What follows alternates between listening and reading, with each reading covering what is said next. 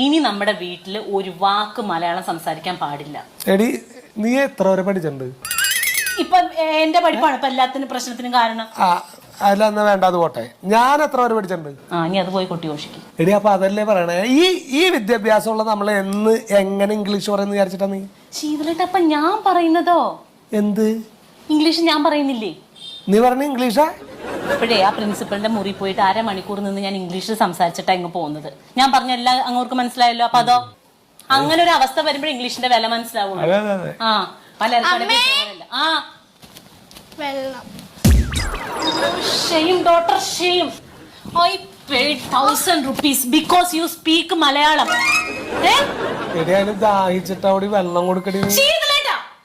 Stop this dirty Malayalam.